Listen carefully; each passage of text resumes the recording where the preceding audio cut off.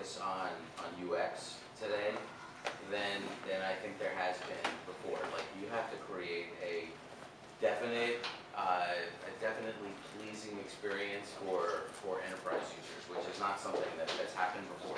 And really, to that point, you sort of need to in some cases, serve both of those masters. Like, if you look at like Salesforce.com, right? They were successful because they sold to the VPs of sales. They built a really great product for the VPs of sales. And that's typically sort of a lot of the enterprise software is like, look, as long as you were giving a product that was great for the VP of sales, right? That guy will shove it down the throats of every single person that has to use it. And the commercialization sort of the internet, or the enterprise sort of saying, hey, you know what? I can come up with I can build all these little tools and I can bring them together. So if you really want to have a real successful enterprise product, you kind of got to serve the VP of sales, who maybe is going to write the check, but it's also got to be really useful for the end user. So that kind of makes sense. Do you think that's basically a function of user experience and UX is, I think UX has gotten way more critical. You need people using it. There's got to be metrics on people using it. The way that they judge sort of why they're using the product, why they're going to keep paying the product is definitely, are people even using this, right? Or are they using the product? Does it make a difference, right? So, I think that's way more critical than it was in the past. You talk about a traditional software product, something like a Salesforce, where yes, you probably have to convince the VP of sales, but you also have to convince the CIO and people within the IT organization. Is that changing to a point where maybe 5 years from now, the role of CIO becomes somewhat irrelevant? Yeah, I think that's already happened in a lot of cases. There was very much now there's 20 years ago you had a lot of people. They would never think about having something posted somewhere else. And then in the beginning of that, it was like, oh, well, we need to make sure that your securities, and you still have some of that right now, to make sure that security, are you doing it, where's the data being stored and how's it being housed, but it's very, very well accepted. But it's more of a compliance thing as opposed to, is this going to run on my machines and that kind of stuff. I mean, there's still some of that, but there's the vast majority, it's way squashed down. So I think, yeah, that the CIO has got a lot less importance in those types of decisions now. You agree with that? I've never talked to a CIO. Yeah, that's part of the realities now. That when you're selling in, even if you're selling in a technology solution, you're often. That's interesting because I come from a consulting background, and like the Andersen Consulting of the world never really sold to CIO to begin. I mean, more recently, right, maybe they've been selling more given that they've moved to the outsourcing side of the house, but originally they were some business all along, So, but that's interesting. Yeah, my first startup was a very technical solution. It was a vehicle location and dispatch software solution. I had to. It didn't matter how much the COO wanted the product. If the CIO thought that whatever, he didn't like the way the software, the solution was going to go into the enterprise, he could kill it. Now the CIO's rarely involved. There's more of a, oh yeah, they're going to store my data correctly, and it's more of a chief compliance officer sale. They're checking it out. Yeah. In terms of UX, I mean, with your experience similarly, UX was very critical right from the get-go in terms of selling, or how critical do you think UX was in the decision-making process that you had to go through?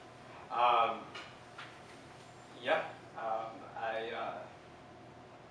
I think that selling this internally and like what you were saying, basically getting it through all the decision makers and having somebody essentially to carry your flag through the process was what really drove the enterprise sales model.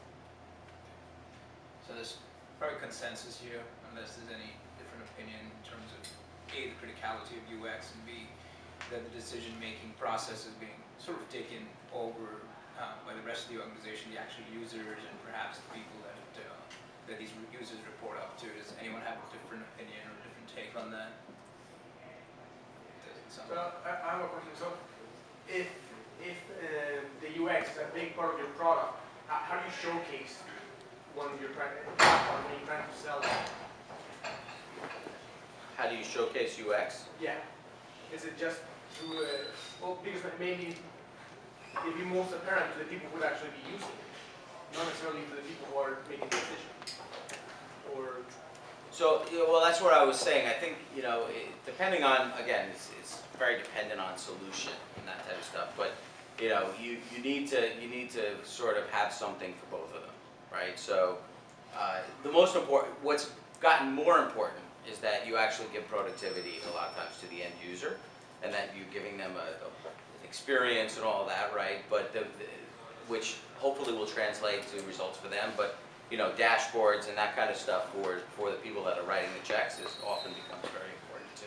I feel like in my initial intro call, it's more broad-based. It's the overall product and what the problem that we're solving, and then later it becomes the UX. Yeah. We get into that because if it doesn't solve the overall problem, they don't care what the user experience is. That's a good point. So you're obviously, I'm skipping that part, but yeah, you're not solving the problem. But when they make a decision, to purchase it, or keep it, user experience has gotten way more important than it did in the past. Actually, I would say purchase it, not necessarily keep it. You have products like Bloomberg, which has a terrible user interface that persists way past the time when people like FactSet, Capital IQ have much better user interfaces to show. But that product's in there, people are used to using it, and it stays there. So I think it's more critical at the sale rather than after the sale. That's true. That's a good point. So the sales gene. Some people are, I guess, born salesmen. Others learn how to be good salespeople. But is this a skill that can be learned? Is this a skill that you basically have to be born with, and you're not? You're kind of SOL. And if you can learn it, how would you even recommend starting? I don't think that you necessarily have to be born with the skill of selling. I think that you need to be born with a certain personality. I think that there are people who are more reserved, who aren't necessarily, interested or willing to talk or go up to a random person in a room like this and shake someone's hand. And I think that if you're not the person that can do that, then you're not necessarily a salesperson. Yes, you can potentially train yourself to be that, but I don't think that you're born with a sales skill. I think that you can learn it. So I started my career as a programmer. So I went to Stevens Institute of Technology. I studied computer science. I came out of school as a programmer and started my first company as a programmer. And then I was the only one that could go and explain how to sell my product. And then I realized that I really liked that. And I was way better at that than I was behind the compiler. And I left the compiler. And I spent the last 20 years selling. So I think that exactly what he was saying. It's an innate thing in you that you, by the way, I was probably pretty terrible in the beginning. But I learned it over time. But inherently, I'm a guy who likes to talk to people, who likes to make deals, who does that. And I think that there's a lot of people that can be honed in, especially if you get a great mentor. But you have to have something innate to begin with. I think it's a personality, right? I mean, if you're a reclusive person, you don't like to talk to people, you don't like rejection at all. You're probably not going to ever be a salesperson. Even if you're initially a reclusive person, but have the instinct to go and make yourself better and talk to people, and you have that innate ability to be a salesperson. That's right. But if you're that reclusive person that's not willing to try and go beyond that, then it's not fair. So I would say this, you could be a monk, but if you have passion, you're a salesman. You can sell anything. And to your point, you were a programmer. Yes. How'd you end up being a programmer? But you had this in you, and you didn't know it. And then you went out and you started selling before you knew it. So it was there, you just didn't. That's right.